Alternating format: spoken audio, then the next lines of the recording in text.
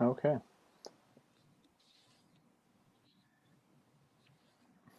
Good evening, and welcome to the fifth session of our Detroiters Speak series for the winter 2021 semester. Our session theme for this semester is called Pandemic Politics from Lockdown to Liberation. And my name is Craig Register, and I'm thrilled to have all of you here, both in the Zoom room as well as on YouTube. The live channel that is brought to you by the General Baker Institute, which is one of the really important sponsors and primary community anchors for this series. We have Carolyn and Valerie here, and there are many other people behind the General Baker Institute that are supporting this series. Additional sponsors include the institution that I work for, University of Michigan, Ann Arbor, where I'm an adjunct lecturer, and also the Damon Keith Center for Civil Rights at Wayne State University, as well as the Department of African American Studies at Wayne State. So all of those sponsors come together to put on this series. And tonight's session, the theme is housing and the right to live. And I'm going to just say a few things to kind of provide a little framework for what I hope will be, and I believe will be, a very invigorating discussion with four, in fact, wonderful housing activists who I'll introduce in a little bit. So I sort of have three things I wanted to kind of lay out, just take a couple minutes to frame the conversation and this notion of housing being fundamentally tied to our right to live. The first is kind of in that notion of the right to live, which is that housing is one of the most significant social determinants of health. That is, our respective access to housing, or lack thereof, is one of the single most important variables to our overall physical and mental health. Absolutely intertwined. Where we are able or not able to live is a huge part of determining our overall health and well-being, which zip code we live in, but also how we are able to live in the building we call home is also a huge part of determining our health. For example, do we own the building ourselves? Do we pay a bank to live in the building through a mortgage? Do we have a legally dubious land contract, which we may hear about? Do we live in a so-called mobile home, where we may own the structure but not the land that the structure is on? Do we pay rent to a landlord who lives in our neighborhood? Or do we pay rent to a landlord that owns thousands of properties that is managed by a hedge fund across the country? Or do we live in a temporary shelter or no shelter at all? How we live, where we live, and our relationship is really important to understand as well.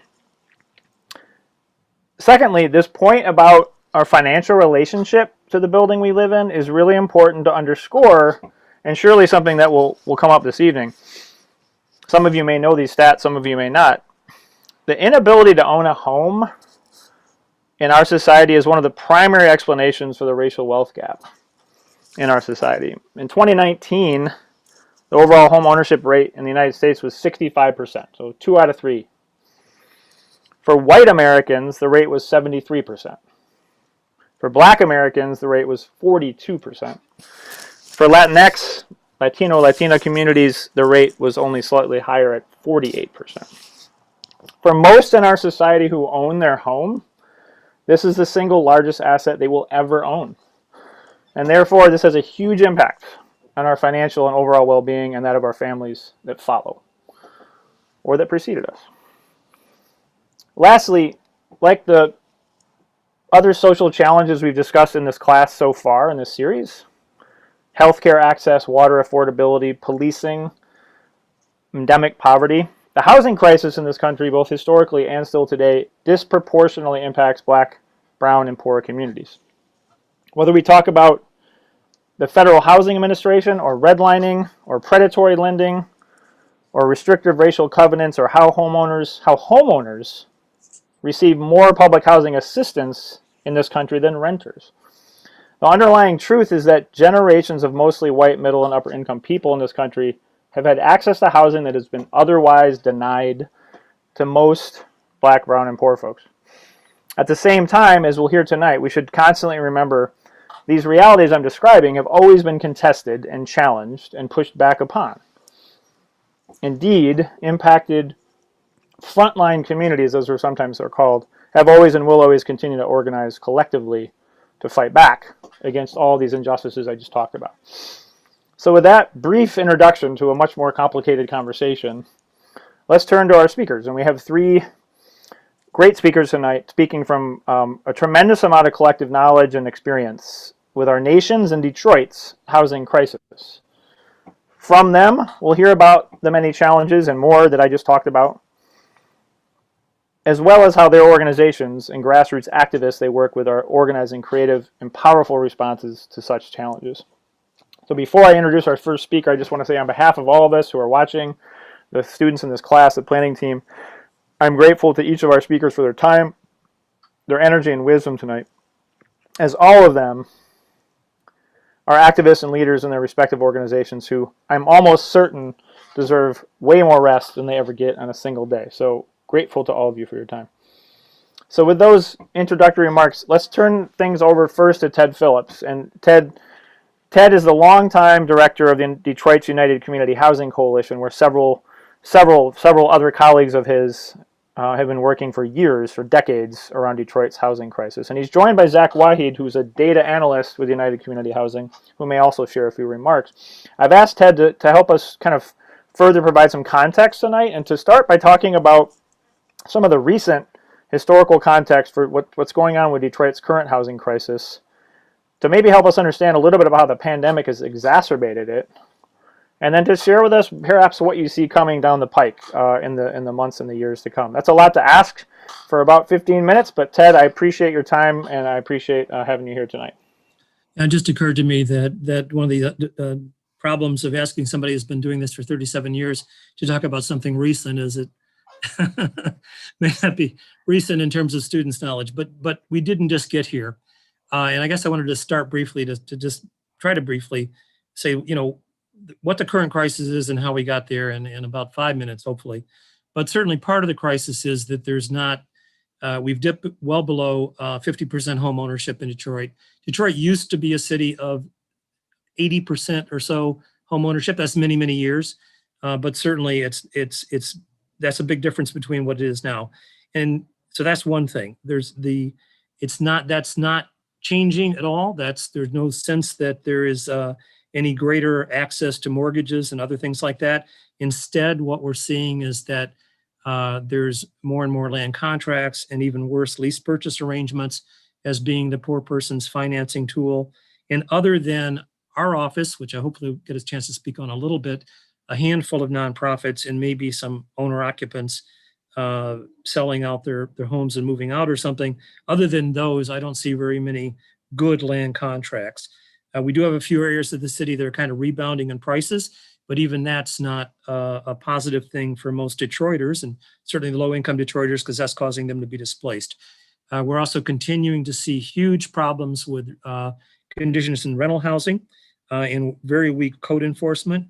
And we, pre-COVID, we're at 31,000 cases a year in Detroit in eviction court, with, according to the chief judge, about 37% of those ending up in bailiff evictions, and that is unacceptable. And pre-COVID, we had a situation in Detroit where about 4% of the tenants appearing in 36th District Court, the Detroit District Court, was all that were able to receive legal assistance because that's what the funding allotted for. So we had a huge problem there.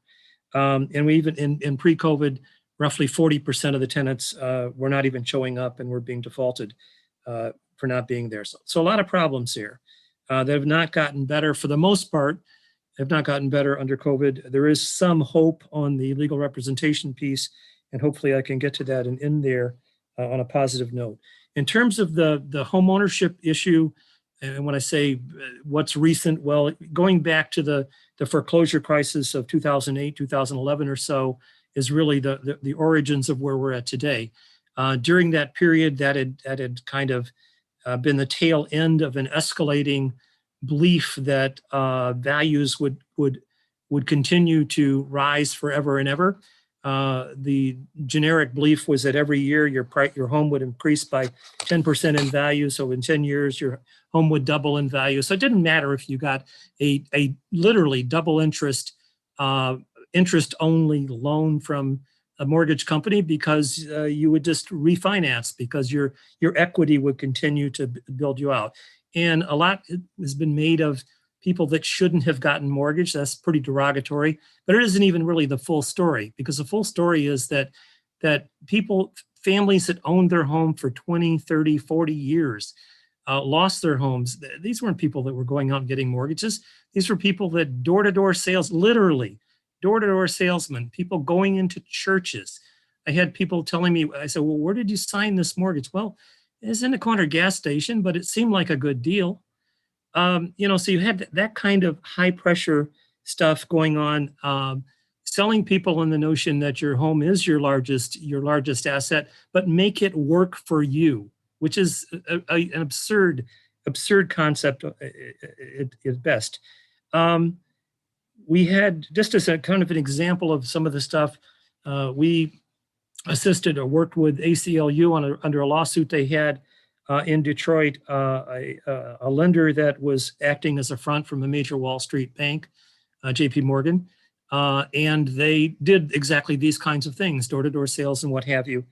There was a class action suit filed and ultimately dismissed, and the basis for it being dismissed by, unfortunately, a Obama-appointed federal district judge was because in a class action lawsuit, you need to show some common facts. You can't bring thousands of people into court. That's the point. You bring 4, 5, 6, 7, which we help find.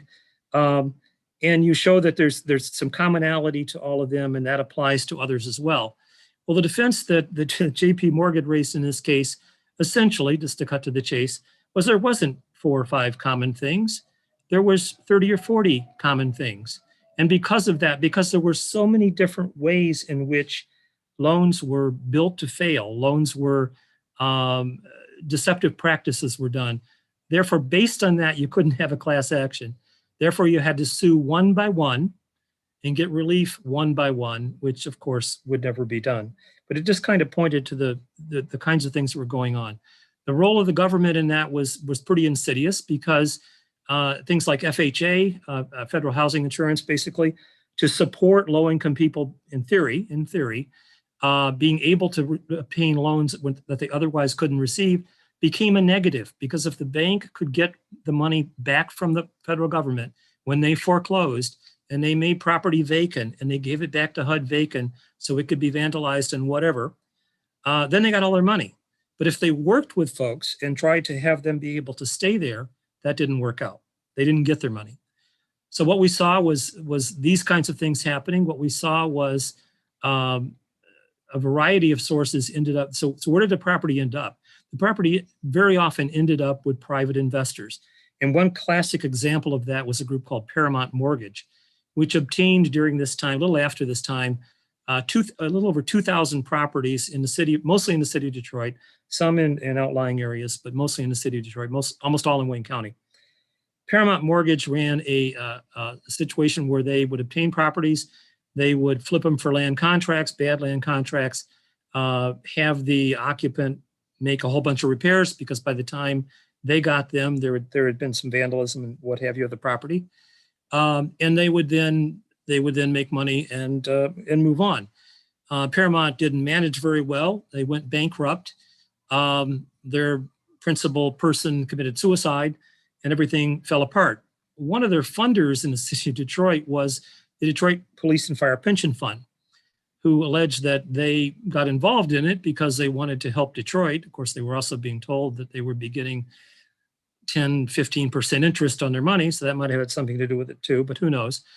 But they got the properties, so they sued in Wayne County Circuit Court for receivership, and in the course of that, we're trying to basically evict the people that were occupying their homes. We intervened at that point with some other legal aid organizations and discovered that of the 2,000 homes, according to the receiver, only 200 were salvageable like 4 years later. And of the homes that were salvageable, I personally did a review of what Paramount paid for them, according to the Wayne County Register of Deeds. And according to them, the payments were $500, $1,000, $100. They're basically given to them. So the same government, the same banking system that said, we cannot allow the homeowners to stay there because that would be a moral hazard, gave them to folks who created a true moral hazard.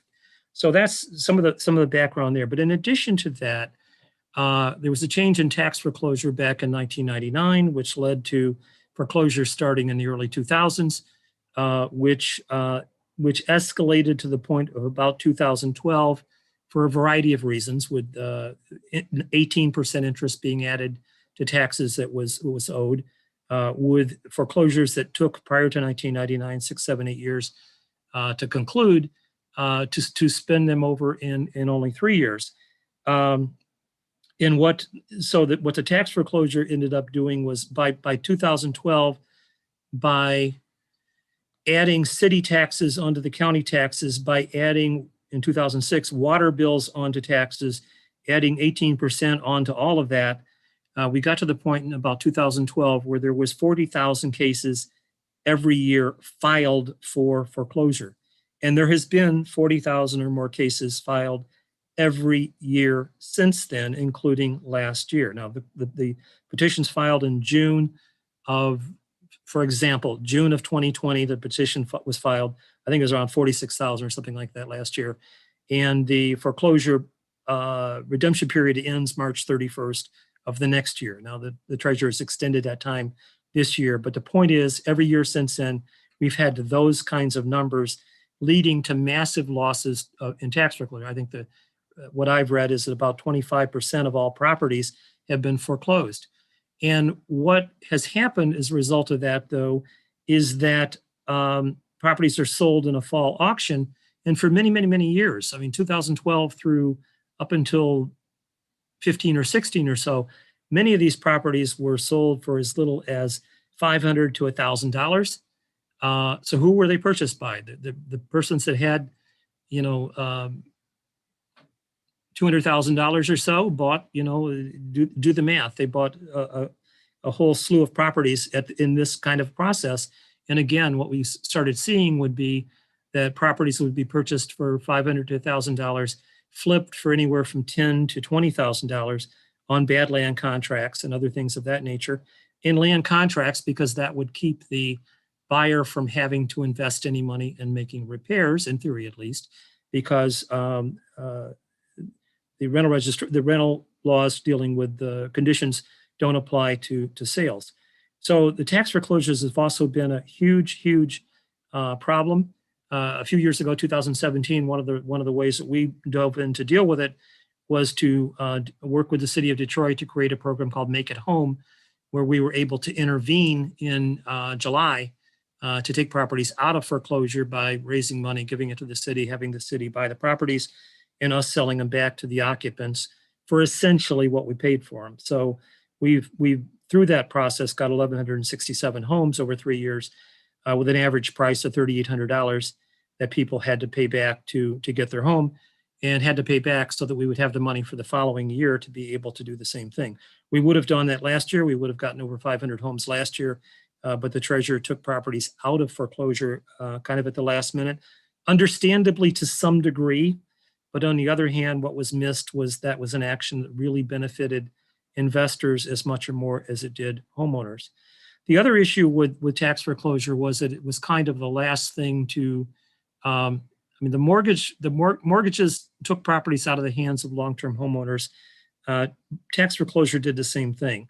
And what happened there is that if you looked at the foreclosures that went to auction in the fall, you would find that most of the homeowners were low-income persons that should have never been in foreclosure. And they should have never been in foreclosure because there's a law called a property tax exemption in Michigan that allows persons in conditions of poverty to get an exemption.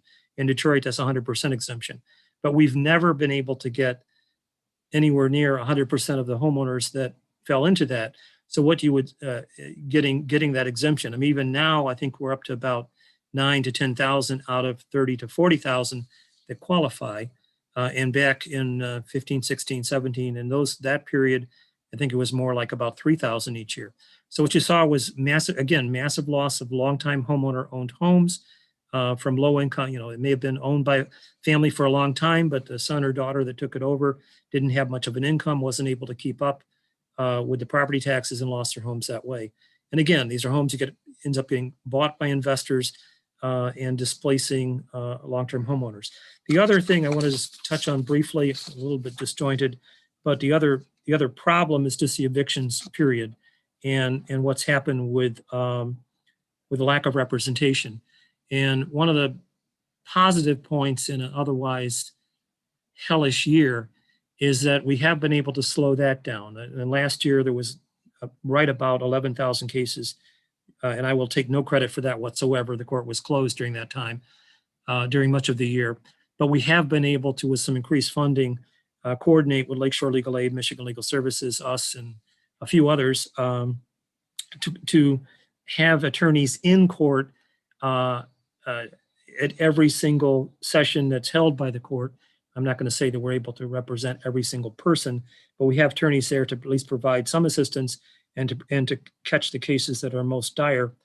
And that has been at least some positive. We have been able to work with the court to bring to their attention various problems that lead to eviction that have slowed that down a great deal as well. And there is some hope, I think, coming out of all of this, that moving forward, we might be able to get to the point where we can work with the city and others to get what's called a right to counsel, which would be funding and providing attorneys for every at least low-income person appearing in a 36th district court. And I think that would be an enormous benefit. Just by way of illustrating that, I think I said a minute ago that the court said that 37% of the 31,000 cases a year result in bailiff evictions. Of cases represented by attorneys, I think that number, at least in our experience, is somewhere along the order of maybe 1% to 2%. And usually, and actually it's not usually represented by attorneys, it's usually cases that we get calls on like the day before the eviction, and there isn't a way to, and there hasn't been a way to stop the eviction in those cases. So it does make a huge difference in terms of evictions. It does make some difference, not as much as it should, in terms of repairs and the like. And it doesn't make as much difference as it should because the court historically has not been open to listening to repair concerns as much as they should. We need to fight more for that, but that's been a problem. And I'm probably well over the 15 minutes I was given. Sorry about that. No, you're actually you're doing quite well, Ted. Okay. So I don't know. Zach, did you have anything you wanted to just add quickly on tax foreclosure? I kind of short-sighted that in terms of recent stuff. And Zach is way more than a data person. He's spent most of his time with us directly counseling people directly and did a hell of a job at it. And but likes data too. Zach, did you want to add anything? Not that I can think of at the moment. I guess I would add just a little bit about, I think a big contributor to the overassessment from the 2012 period on is, a big contributor was the overassessment from that 2012 period on, whether by negligence or, if you're sympathizing with the city government, lack of capacity, which in my mind is negligence, was a big contributing factor to properties, especially those belonging to the most low-income neighborhoods, disproportionately being affected and disproportionately being foreclosed upon. Yeah. And the reduction in values did hit everybody. The city didn't react to it terribly well, to say the least, and properties continued. And not only did people lose because they lost for mortgages, but those that were left were still way overassessed given that the values, and there wasn't any adjustment made to look at what our properties actually selling. Well, nothing was selling. So how can you have that be your basis? You have to be looking at the fact that nothing's selling, that the value must be going down. But yeah, good catch, Zach. I missed that. Thank you. Can you take 1 minute, either you or Zach, Ted or Zach, and then we're going to switch. We're going to talk to Jerry to explain a little bit more what you just talked about the overassessment of tax. I think for the layperson who may not understand what we're talking about with property taxes, can you take a minute to explain what that process is? It happens in every county across the country, right?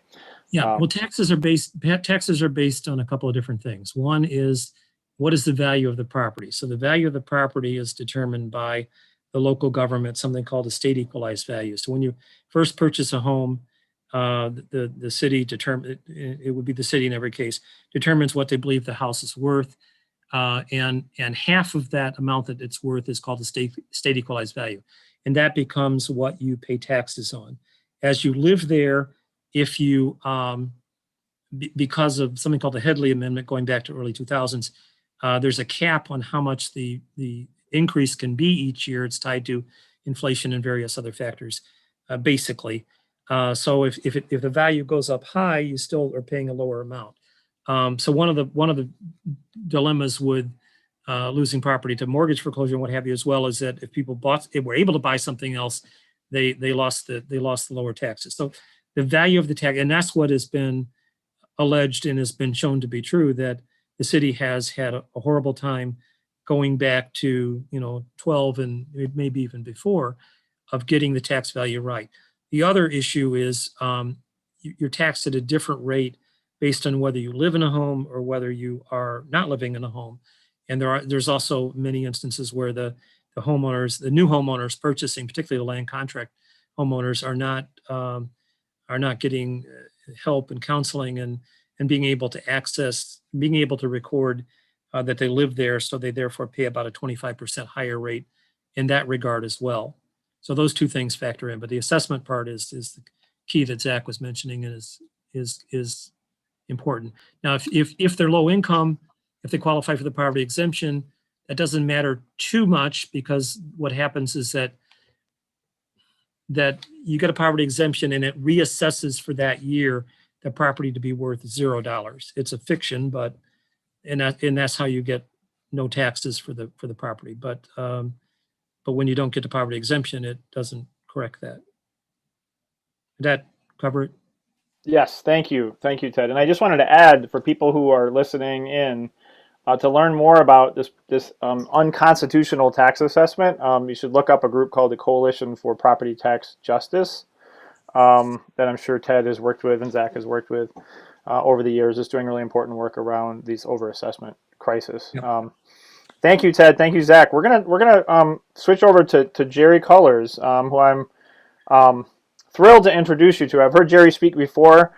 He's a really experienced person when it comes to housing justice work in the city of Detroit, with a group called Detroit Eviction Defense. And Jerry, we're going to turn it over to you, and I asked Jerry to tell us a little bit more about his own housing experience, in particular around an eviction experience that Bank of America attempted on his own house, as well as to talk a little bit more about Detroit Eviction Defense, the organization, and sort of its strategy and its approach to housing issues in the city.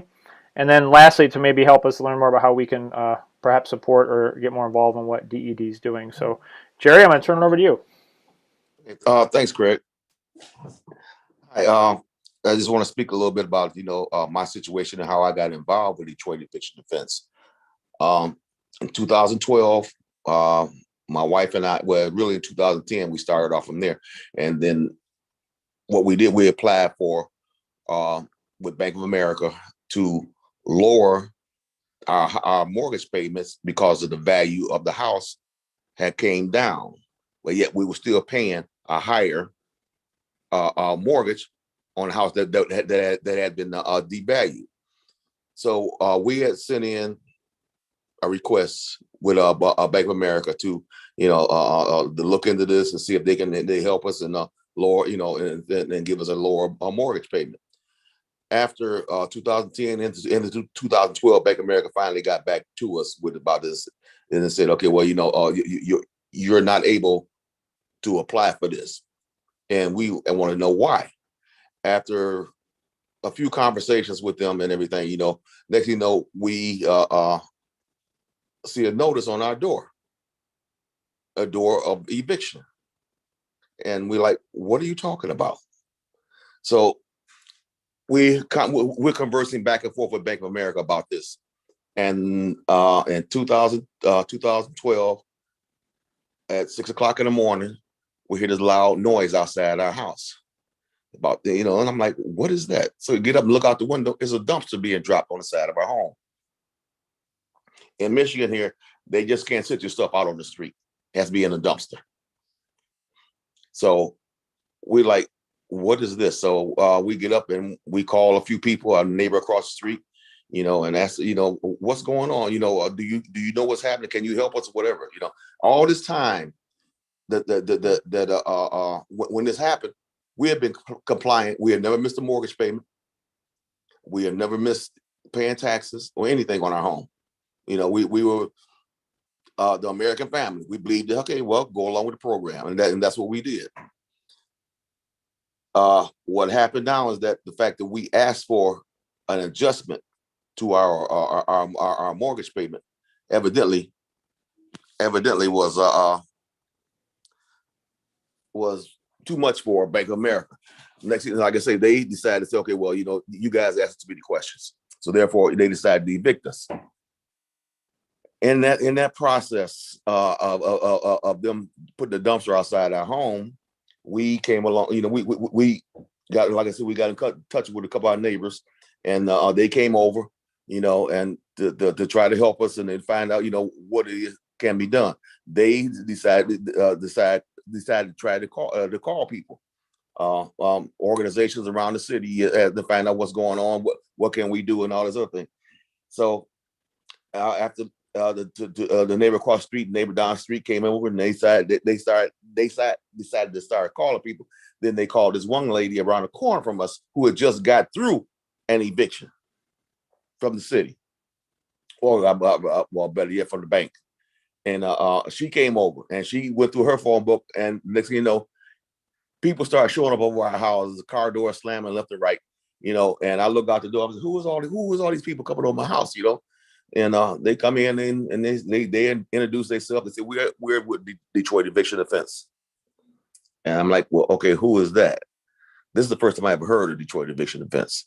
Did not even know that there was an organization out here to help people maintain their properties. So we invited them in, and they came in, they asked the questions. How did they get like this? What do you want us to do? What are your plans and everything like this, you know? And like, I don't want to lose my home. I've been here at that time, I was here for 23 years, you know, in this house that my wife and I had our daughter born here and everything, you know. And I'm like, you know, you got to be kidding me. Why am I losing the house because I asked them to lower my payments? So they came over and everything, you know, and like we asked, well, when do they normally come around and try to put you out? And their understanding was, you know, the next day or the day after, like that. Who knew that they were coming over that same day, which they did. They came over, the bailiff came over, and she came in the house, and first question out of her mouth, show me what you don't want. And I looked at her, I said, lady, are you kidding me? I said, I want everything in my house. As this is 23 years in my house. She was under the impression that we were squatters. So therefore, she called back to her office to explain to them and said, well, these people live in this house. This is their home and everything. You know, so what do you want us to do? So they said, they told her, well, you know, leave them there and you come back in the morning and we're going to put them out there, which was Halloween the next day. The beautiful part of all this was they had a dumpster out there beside our house. So one of the people from Detroit Eviction Defense, I don't know if I should mention his name, anything, but his name is Steve Babson. He came with a bright idea. Let's fill the dumpster up so they can't use it. At this time, everybody in the community was putting their leaves in bags, stuff like this. So we drove around the community picking up bags of leaves, and we brought it back to fill the dumpster up. An hour or two later, the bailiff shows up again, and now she's really ticked off because now she can't use the dumpster. So she called in for 2 more dumpsters. By this time, there's a large portion of people out here to stop them from putting us out. To make the story long and short, you know, is the fact that where you ask for something and not knowing that that things are going to change. You ask a straightforward question: can I get my mortgage reduced because of the value that my house is going down? Who knew that Bank of America will come after you because you asked the question? Then they even got more. Should I say strict about it when they found out we went out and got a lawyer. And the whole thing started hitting the rails then. So what we decided to do with Detroit Eviction Defense, they had a lawyer that was involved in the program, said, go see him, tell him what's going on, and let him see if he can get a stay put in, down at the courthouse. This is all being done on a Friday. Right now it's about 4 o'clock in the afternoon. And so they're rushing down there to get this done, and so the next thing you know, when I'm coming back from the lawyer's house, police cars are following, flying past me. Who knew that they were going to turn down my street? Lo and behold, they turned down my street, and I'm behind them like, where are they going? They came to my house, 5 police cars, 2 cops in the car, and a lieutenant. Detroit Eviction Defense had got over there at 6 o'clock in the morning, and they refused to allow the police to even come in my home. Thank you. I was so glad of that. And the confrontation that went on was between Detroit Eviction Defense and Detroit Police Department. And they were telling you're not gonna move these people out this house. And the whole thing came out to where we ended up getting a stay from the courts to keep our home, because of Detroit Eviction Defense. Never heard of this organization. Never knew that one existed. And I tell people today, my daughter looks at me and says, Dad, who are these people? Now, granted, all of them are white. And she said, who are all these white people coming over here? I said, thank God we don't know them. Because sometimes friends will not even stand up for you. But these people did not know us. They came over my home to protect my home from us being unjustly evicted from it. After, then we formed a neighborhood thing where we marched on Bank of America. We went down Bank of America right there on Joy Road in Southfield where I live at. And we marched from my home to there, and they ended up closing their curtains because they didn't want to see us out there.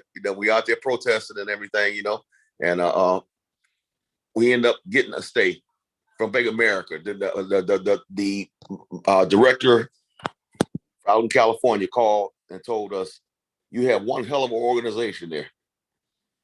And they ended up giving us a new mortgage at a lower rate, which they could have done from the beginning when we asked for it. But my whole presumption of is that Detroit Eviction Defense is an organization that came about in my life to save my life and my family. This organization has stood up in numerous times to help people keep their homes.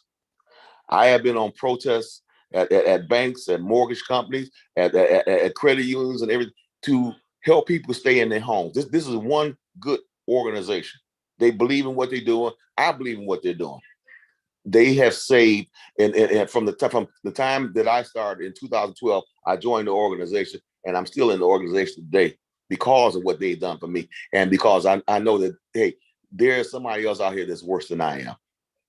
That it happened to me, and it was, we've been to numerous homes, to the point to where we're trying to save people home from 2012 to the day. From what I know, it's been about 150 homes that we have saved. That may not seem much, in today's values and stuff like, but to the organization and the people that we save, that's a lot. That's a lot. And the whole thing about the organization now is that where they stand at now. We're here to prevent evictions. We're here to help people maintain their homes. We're here to pass knowledge on to people to get them to see what you need to do before eviction even shows up. And that's one of the problems that we have here in Detroit, is the fact that people wait till the last minute to announce that they're losing their home. We have had a lot of people come to us, within the 2 weeks now, they're getting evicted, but they show up and they show up now. And like, why didn't you come to us before now? We have lawyers, that we're about 5-6 lawyers that's in our organization that may be able to help you. A lot of times they do work pro bono. Sometimes, hey, whatever you can pay them. They deserve it. and they help to maintain these homes for these people. And here in Detroit, what we've been going through was the called gentrification of downtown Detroit, because there was a lot of Black senior citizens that lived in downtown Detroit. When this movement came on to where, okay, we're going to revitalize Detroit, their definition of revitalization of Detroit was to move the Black people out from downtown in the apartment buildings. And that's exactly what they did and what they're still doing today. And if they can't get you out, they'll make it impossible for you to stay there. Because they want you out, because they want these apartment buildings to go for each apartment. What you might have been paying $800 a month for, they want $1,500, $1,600, and $2,000 a month now. So this is the gentrification that we've gone through here in Detroit and still going through in Detroit. And in the neighborhood that I stay in is a probably well-to-do neighborhood, houses that was built in the 50s, and real brick homes, and they see a lot of those, and they have came over here to evict people out of these houses because they see the value in them. The value in the homes is more important than the lives that the people are living in, that live in these homes. And it's hard to understand, why is this happening? And the answer is for $1. For $1. We're willing to move people, evict people out of their homes to make more money for it. But the problem that we have noticed, with DEDs, what we have noticed is that you have a lot of these landlords, and a lot of these landlords don't even live in America. We found out that a lot of them from Japan, Sweden, South America, they're buying these homes sight unseen and having a mortgage company or another company take care of the homes for them. But they're not taking care of the homes. What they're doing is that they buy these homes, and then what they do, they'll let somebody move in them without repairs, and hopefully let the tenant that moves in will say, well, if you go ahead and fix it up, you can have it. We'll sell the house to you.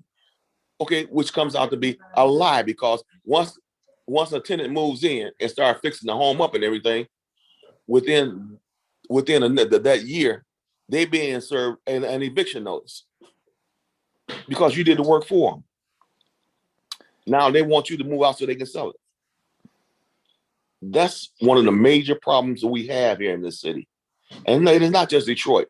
It's in Ohio. It's in Illinois. It's in Florida. It's in California.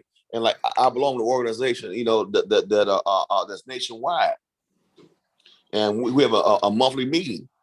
And everything that I'm saying now is being done all across America. I had a chance to go to Washington, D.C. to meet with Secretary Watts, who was the HUD secretary under George W. Bush. And believe me, it was 23 of us from across this country that got to meet him. That meeting was anything but prosperous. All he did was sit there and look at his watch. Wow. Jerry, that you've shared some really powerful testimony for us, and I want to thank you for that. Sharing the story, as I know I've heard you share it before, and I imagine it must be a challenge every time at some level. The emotions behind it are real, and I just want to thank you again. I think we're going to come back to DED in the Q&A. Okay. So thank you again for that, and I think we're going to move to our final speaker for tonight, and actually, Jerry, talking about the sort of national context is a perfect segue to our final speaker, Minister Savina Martin, who's been an activist and leader with the National Union of the Homeless for several decades now.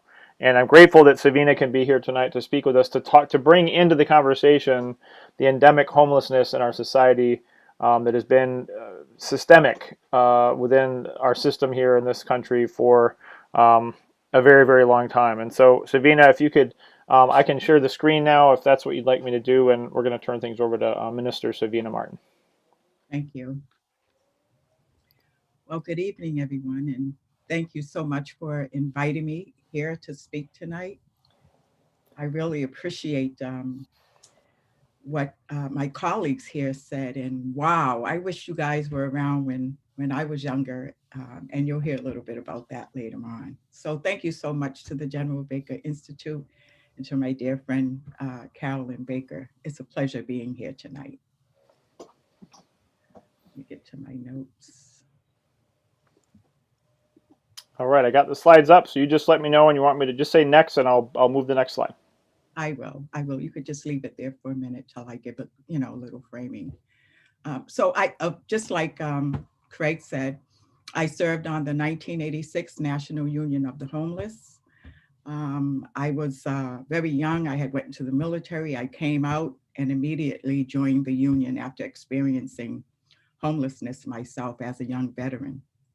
I also today serve as the lead clergy on the Clergy Council for the National Union of the Homeless, which we established in 2019. I'm also one of the tri-chairs of the Massachusetts Poor People's Campaign.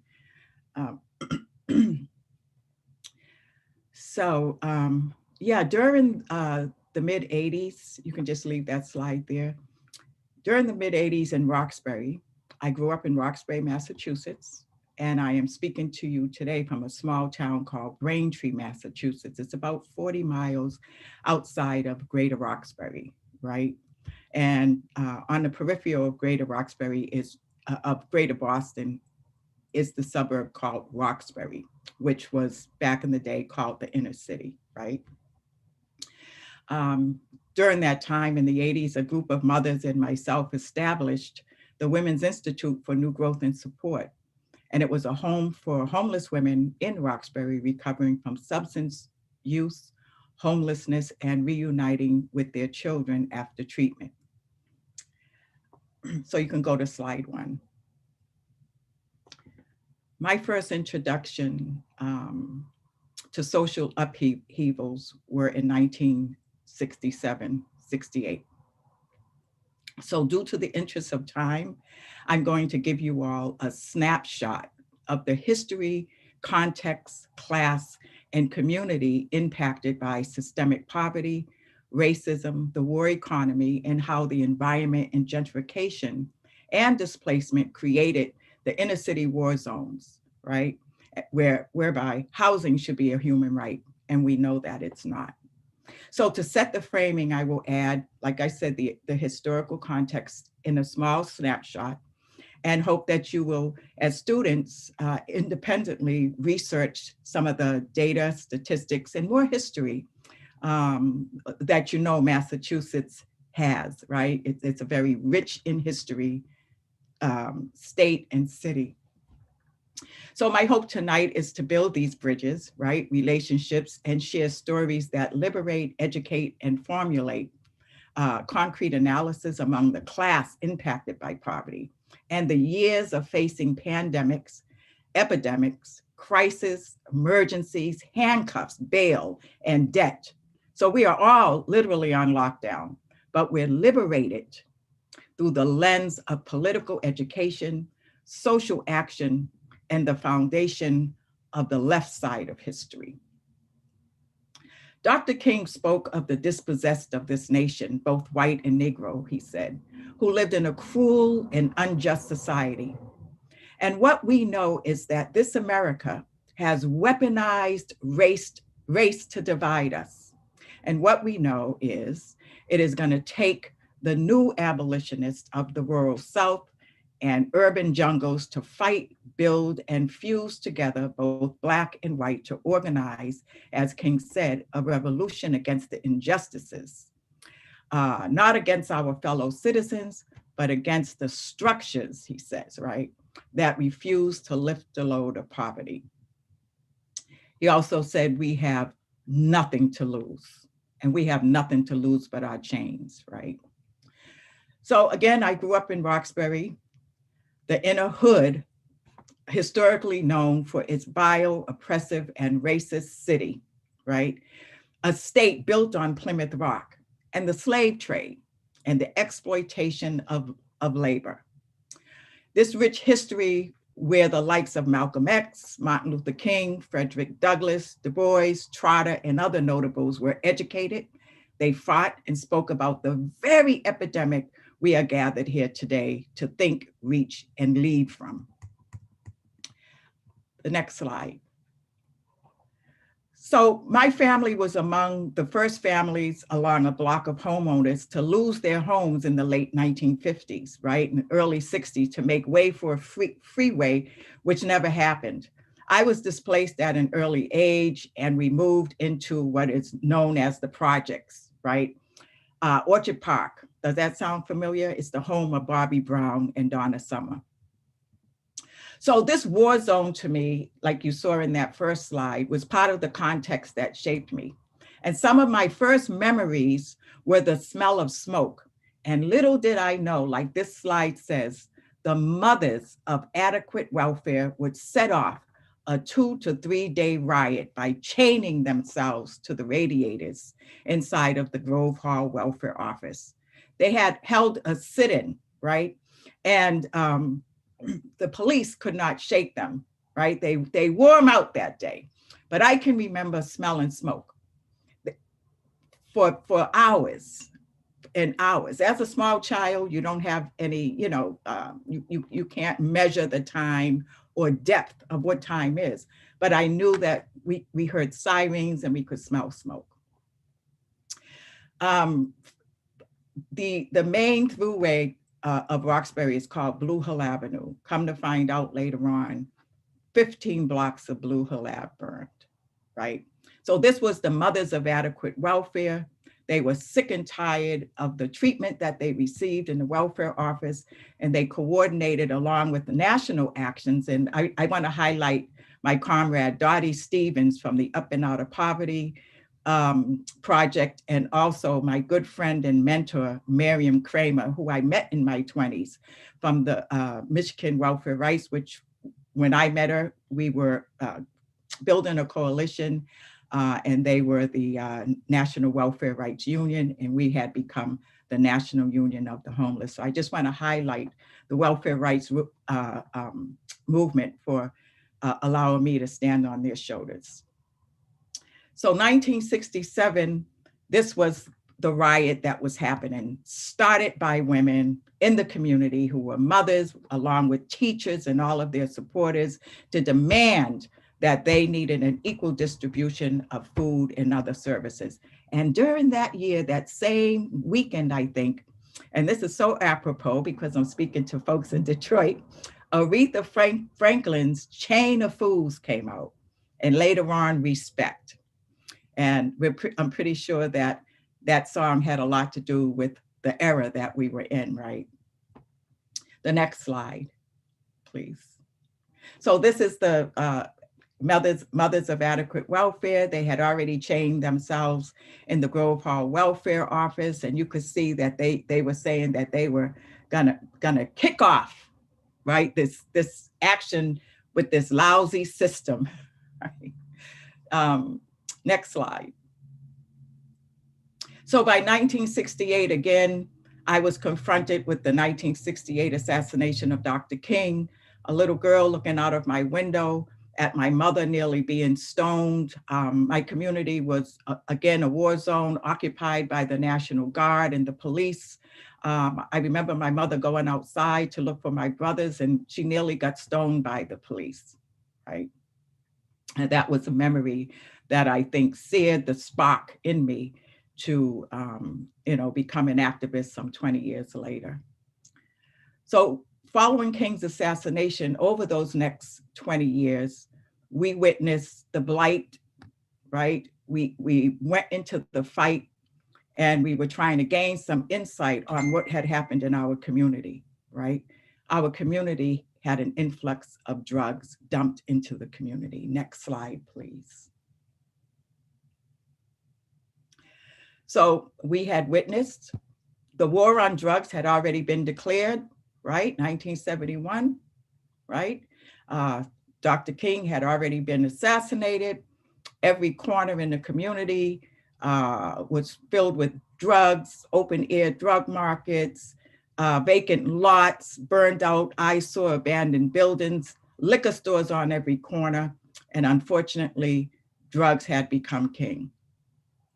We went through systemic racism within the community, mass incarceration, and on and on. Next slide, please. By 1974, we witnessed the riots once again in Boston. My brothers were bused. Most of the children that I grew up with had become adults at that time. And our children now were being, well, our brothers and sisters were being bused. There's this famous photograph that you see, which is on the plaza of our Boston City Hall. And that's a Pulitzer Prize winning photograph of attorney Ted Landsmark, right, being beaten. And in this Getty image, it says the soiling of the flag. But the flag had long been soiled, right? It had long been soiled, but that's what this photograph states. Next, Bill.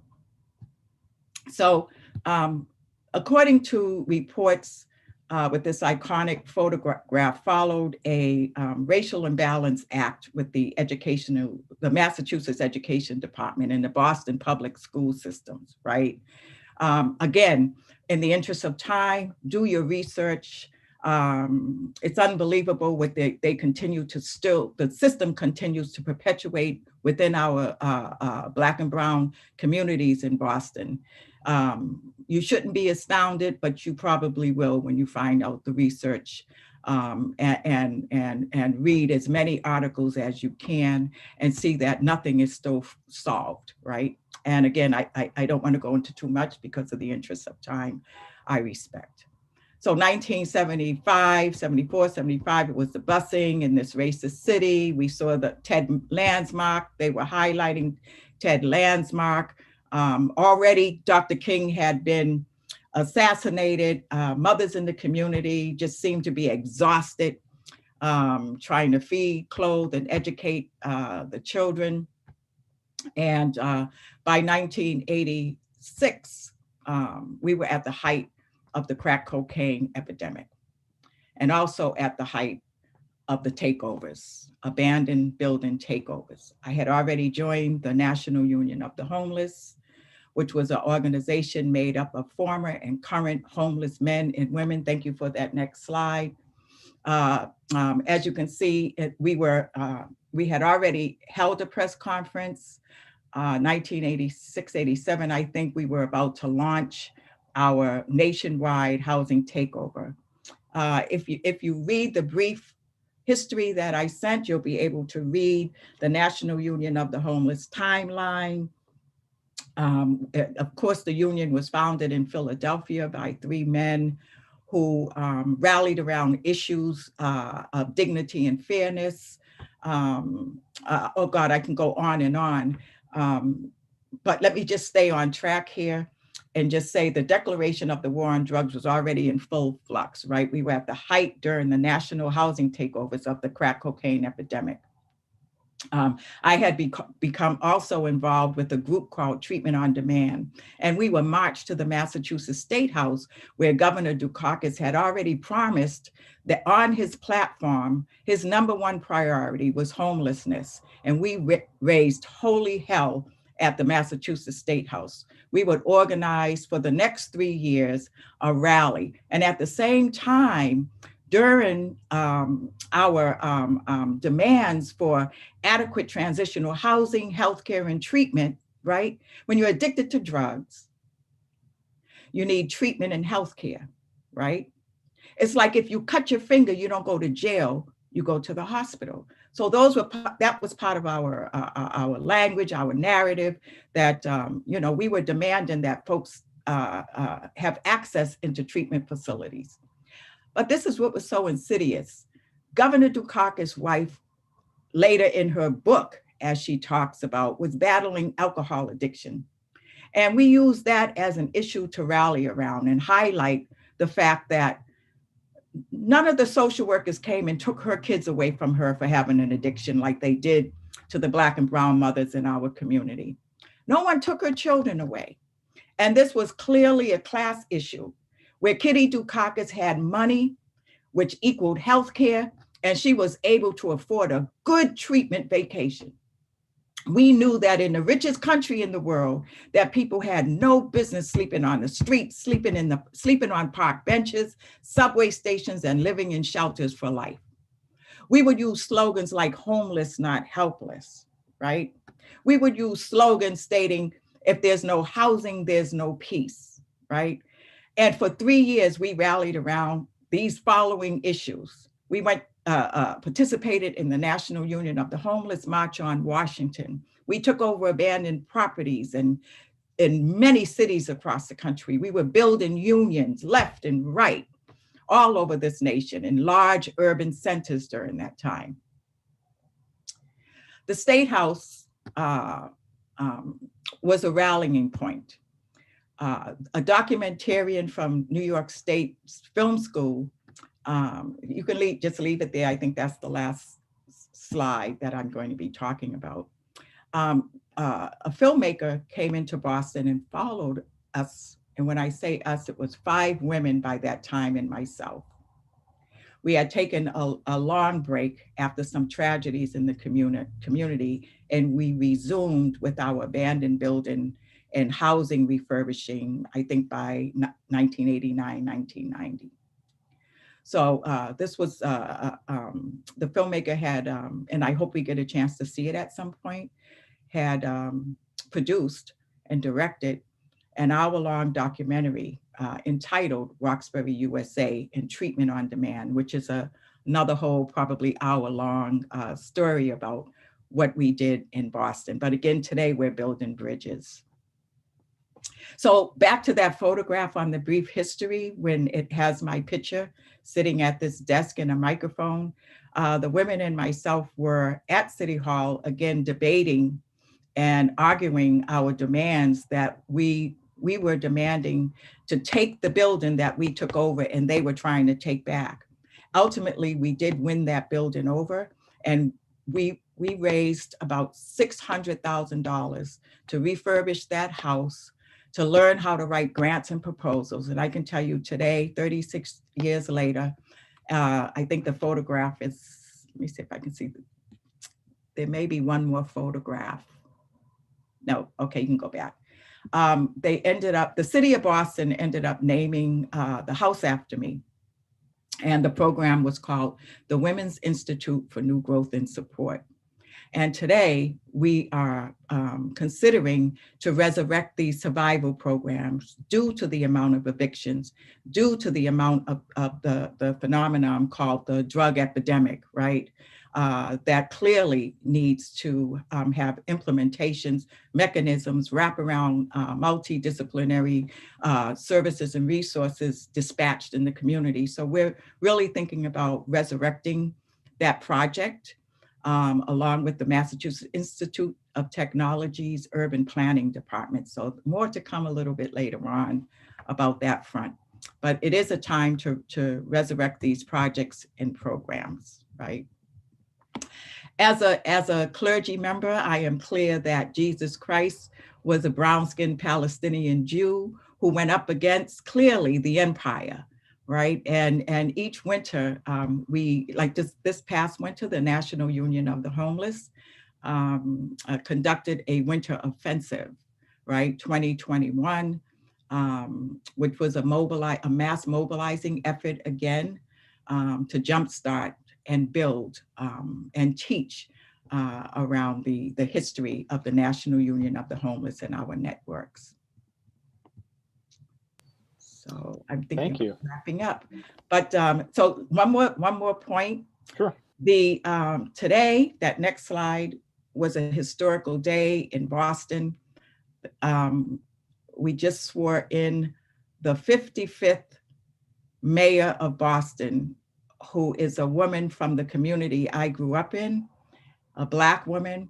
But today, according to the Color of Wealth report and research, Black Bostonians in Boston, compared to our white counterparts, who are worth a net worth of $247,000, Our African-American median net worth in Boston, and I'm going to end with this, is $8. We're experiencing economic apartheid. With that, I'll close. Minister Savina Martin, thank you for that presentation, and it's a stunning piece of data that you shared at the end there that kind of brings us full circle in many ways. We have several great questions that have been posted. If it's okay, I'm going to stop sharing. Is that all right now, Savina? Okay. And as always, we have more questions and we're going to have time to answer them. But I'm gonna pose a couple of them, and I know that they were posted in the chat, and so some of you may have seen them already. I'd like to start with the first one that is probably is addressed primarily to Ted and Jerry, but Savina, you may also want to share it on this as well, which comes from Miku, one of the students. Can someone talk about the legality of evictions? I know that police came to Jerry's house, we heard this in the story, during his eviction, but is this legal? We know that landowners have lawyers, police, and governments to support them, but what rights and resources do renters and homeowners have? And in fact, I'm sure each of you who spoke tonight could speak to that question. Maybe just take 30 seconds to 45 seconds each, and then we'll go on to the next question if it's possible to do that. Thank you. Okay, real quickly. So when there's been an order signed by the court, the bailiffs have the authority to set someone out. And in cases where they feel the police are necessary, they have the right to bring the police there. A whole separate issue is the issue of police being involved where there's not court action. That's a whole separate topic, Craig, you may want to cover at some point, because that has been a huge, huge, huge mess in Detroit with evictions of people being accused of being squatters and all sorts of crazy things. Some of them have been homeowners for a long time. But certainly where there is a signed order by the court, the bailiff has the right to do it and the police have a right to supervise it. Jerry, or thank you, Ted. Jerry or Savina, did you want to add any other thoughts on that question? Sorry, Jerry, you're on mute. Okay. From what was gathered here in Detroit is that the sheriff's department signed off saying that they would not participate in any evictions. So the evictions that are being handled here in Detroit are by the Detroit Police Department. Yeah. Well, what? Go ahead, Ted. Well, I mean, they're bailiffs of the court. They're privately hired. There was a separation from the court many years ago, but they aren't technically Detroit cops. Detroit cops do get involved, and they do illegal evictions all the time. I'm not justifying it, but I'm just saying that the court-ordered evictions are generally with the bailiffs. Right. You're right. But like I was trying to say, where the separation between the sheriff department and the police department. The sheriff said we didn't want anything to do with that. Now, the ones that do show up at your house, other than the bailiffs, are the Detroit Police Department. Which I to this day I still don't understand. Why are you participating in evictions? When I spoke to several police officers, and what they stated to me was that we're glad your organization is around because we have relatives that are being evicted. Thank you, Jerry. Savina, did you want to add anything else on this question? No. Now I'm going to give Savina first. I'm sorry, you did want to? I said I'm good. I was just adding a comment, putting the mayor's name in the chat. Oh, thank you. Well, I'm going to put the next question to you first, Savina, and I'm sure each of you, Jerry and Ted and perhaps Zach as well, want to speak to this one also, from another student, which is, do you see a need for similar acts of civil disobedience at places such as welfare offices or housing agencies, or should we focus our attention towards working through the legal system and government bureaucracy? How can folks interested in careers or lives in public service help address this issue? There's several questions there. Savina, do you want to take the first stab on this question around civil disobedience and the need for similar acts? Sure.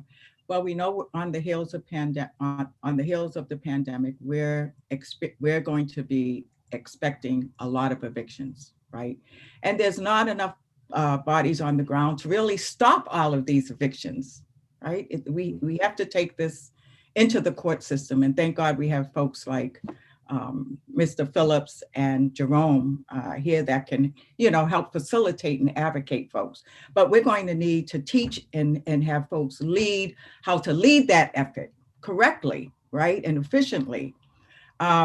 Here in Massachusetts, we're expecting an estimated 20,000, an estimated 60,000 renter households fearing imminent eviction. And recently in the Boston Globe, the Chief Justice of the trial courts there said as many as 200 evictions are expected in this state. And again, some of our allies like the National Low Income Housing Coalition, I'm sure you all know about, estimate that over 300,000 in Massachusetts are at risk of eviction. Now, with that desperate act, right, what are folks going to do? So we are expecting nonviolent mass civil disobedience, right? Yeah. Chaining, just like the welfare mothers did, chaining ourselves to courts. I think that happened recently, and an influx, which we're seeing right now across the country, of mothers taking over abandoned buildings. We are not going to allow our children to starve or to sleep in cars and freeze. So yes, I think all of this is imminent, and we need bodies on the ground. We're going to have to learn how to do a few things simultaneously at the, actions, and also put the attorneys on the ground like Ted Phillips to continue working on his front. But yeah, this is an emergency, right? This is a crisis. It is.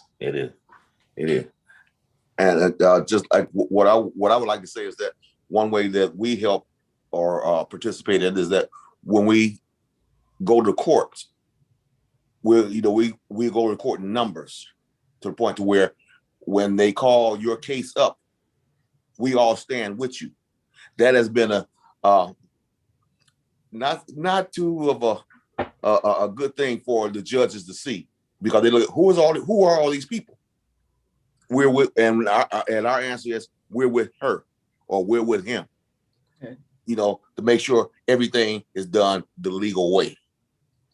So that has had a phenomenal effect on what has been done in the court system. And a lot of judges have come to the point where they have welcomed us to come in there and stand and voice, without voicing our opinion, but silently stand along with the person that's being evicted to let them know that she's not by herself. Thank you, Jerry. Ted, did you want to add As an anything? attorney, you love that too. It's not an either or. You need both. But one of the downsides right now is that you can't go into court. It's virtual court. So yeah, I suppose you could man it that way, but it's going to have a different effect. But you need both. And Jerome's case is a good example. I mean, DED, but for them, he would have lost his home. But I assume Vanessa or somebody like that was involved in probably negotiating the resolution. So it's, and she was an attorney that would probably be there sitting in too. Yeah, exactly. Sure. I don't know whether it's Vanessa or not, but I understand so much. Yeah. Mm-hmm. I really liked what Jerome had stated earlier when he was saying sometimes people wait until the last minute. But what I would say also to add to that is that folks that are involved in media and graphics, we need a major media campaign with brochures, large like Ackley photographs, or images of, who to contact. We need pamphlets given out at bus stops. Folks do not know. And people are really busy trying to hold on to their jobs, and they're in the house now and they don't have a lot of information. And there are a lot of internet deserts where people don't have access to the World Wide Web. So we need to really think out of the box, and actually to the attorneys and folks like yourself, Jerome, we need to reimagine a better society. To the students, so we, all of this stuff has to happen at the same time. We're talking about policy violence, right? Housing is a human right. Anyway, I'll just stop there. Well, we've had a lot of students participate in our protests and our demonstrations all around the city, and from the University of Michigan, from Wayne State University. They came out, you know, and they were like excited because they'd never been in a protest before. And the point to where the questions that they were asking, were like, well, what should we do? Who should we talk to somebody? And what we end up doing is like, okay, we're gonna pass out leaflets to anybody to walk by, or go over to the outside bus station, pass out leaflets there, or see. The whole thing was to get people to understand what the cost is being asked for to live in this country right now. And a lot of people have became aware of this now because of the leaflets and the bills that we have passed out. They've seen us on corners. They've seen us in front of the courthouses. They've seen us in front of the major corporation buildings and stuff like that. They've seen us bum rush a bank one time. I had to laugh about that because it was funny. Come and help us in Boston. They're trying to bully us in this day.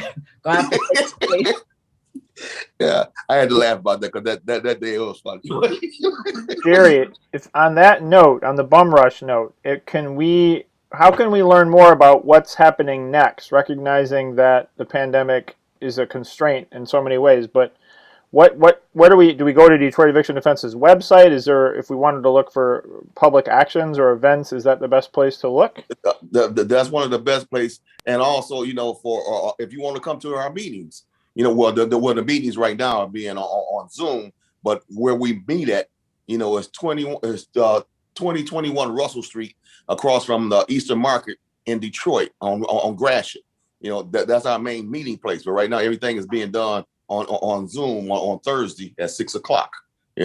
But hopefully this pandemic crap will be over with, where we can get back to meeting with each other, because we have more and more people come to those meetings than we do on Zoom.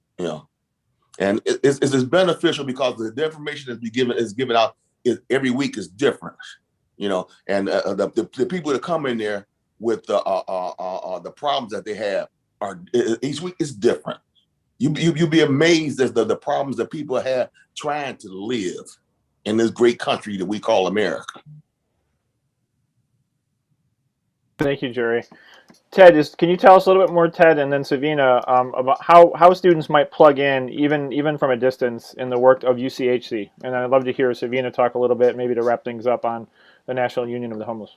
Well, there's been a great response from some U of M students. I don't know how many are in part of this class or what have you, but to help us out in court, a lot of them have been appearing on a regular basis. The COVID Corps, I think they call themselves, and that certainly is one way. Some of that has been sort of meeting directly with tenants in jeopardy, and some of it has been kind of documenting problems. So, and by documenting those problems, we've been able to raise them to the court and try to get some changes made. We do know that the end of the CDC declaration, March 31st, all hell could break loose, and we need to be mindful of that. I'm hoping that it won't. I'm hoping that the new federal funds that will allow us to pay enormous amounts of money to landlords will be enough to stem the tide on that and stop these evictions. But it's really hard to say. We have no idea at this point from the court. I don't think there's any way of knowing how many have given CDC declarations to their landlords to stop the evictions, because it's not a recorded thing. So, but certainly you can volunteer on our website if you're interested. I mean, that's through there, and active work in the court is certainly something that we would take volunteers for all the time. Ted, one last thing. Can you, and then let's have Savina maybe bring us to a close by inspiring us how we might get involved in general, but also perhaps with the National Union of the Homeless. But Ted, real quick, you mentioned that the funds that UCHC has for, I think you said it was for renters, exceeds what you have typically to help people purchase their homes. Do you want? Is there a donation stream we can try and encourage as well? Yeah, the other thing that we're doing, I mean, there's like $40 million going to be made available for paying rent. None of it can be used for land contracts or for lease purchases. Mm-hmm. We are trying to raise money as well. We try to get involved in some of these bad land contracts to buy people out of the land contract with the predatory actor, and certainly to help us to increase the funds available to do that would be a great source. Now, to be straightforward with you, what we do is loans. We don't do grants. We, for the most part, we do zero interest loans so we can recycle the funds. We've used the same $1.3 million for the last couple of years to buy over 500 homes at tax auction time so that people could get their homes back. And just to show that it works, we loaned about $1.3 million in 2018, and we had $1.3 million back in 2019 to buy the next group. So the image that poor people don't pay their bills is just a damn lie. But we are always looking for funds there to be able to. Those funds are restricted to the tax foreclosure program by the initial foundation grants. We are trying to raise other monies to deal with land contracts and buyouts there. So certainly any support of that would be greatly appreciated. Ted, thank you so much. And Thank you. Craig, yes, Jerry, sure. I just want to say one thing. Ted, his organization, UCHC, is a phenomenal organization. Detroit Eviction Defense works with him all the time, you know, because of what he can and can't do. He is the first line of defense, you know, for anybody here in Detroit that has a housing problem. I just want to say that, you know, and then I want to thank him for everything he's done. Thank you, Drew. Thank you, Jerry, for that. And thank you, Jerry, for all the work you've been doing as well. Minister Savina Martin, it'd be great. I'm putting the burden on you to bring us home and to wrap things up with whatever you want to share in the next couple minutes. And then we're going to turn it over to Carolyn, who will tell us when we can sign off with our YouTube delay. So please, Minister Martin. Okay. Well, I added in the chat how to contact us, nuh2020@gmail.com. Contact our lead coordinator, who is Kristen Colangelo. She's our national coordinator. And you can find us on Facebook at the National Union of Communities. And one of the things we say at the Poor People's Campaign, which I'm pretty sure you all have heard, is that when you lift from the bottom, everybody is, right? And again, we've got to continue to mobilize, organize in this country, and knowing who the enemy is, that we're up against a state apparatus who could give two blanks about us, right? Exactly. And we've got to continue as clergy to shift the moral narrative, the distorted moral narrative that continues to leave the widows orphaned, right? And continues to blame people for their own poverty. So it's up to us to be accountable, to shift the narrative and set those scriptures straight from the hurt and harm that alt-right religious nationalism has caused in this country, right? And know that we're up against an insidious empire. And it's time for us to really begin to organize and mobilize across this country like never before. Yes. And thank you again to all of you for inviting me here. I hope that we built some bridges. Absolutely. Thank you, Jerry. Thank you, Savina. Thank you, Ted. Thank you, Zach. Everybody for watching. I'm just going to say a couple quick things about our final class next week. We wrap up the series with a session toward a people's democracy. We're going to have some great speakers next week. We're going to have Tawana Petty from We the People, Toya Watts from the Charlevoix Villages Association, Josiah Rector, and then a young emerging activist from the General Baker Institute will be joining us as well. And so we look to have a rigorous discussion next week with everybody. There's some props for Ted and UCHC from, I hope I can pronounce the name right, Zinga Masani Manuel from YouTube that says they're grateful to Jerry and to UCHC for all the work they're doing. And so thank you all again. Appreciate your time tonight. Carolyn, take it away for the signing off properly with our technology. And thanks again, everybody. Thank you.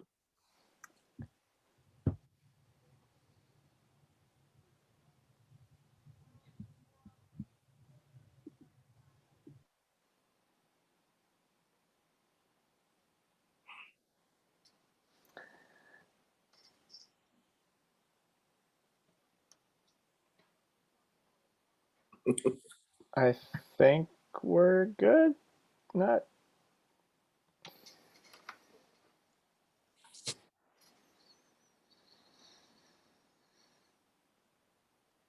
All right.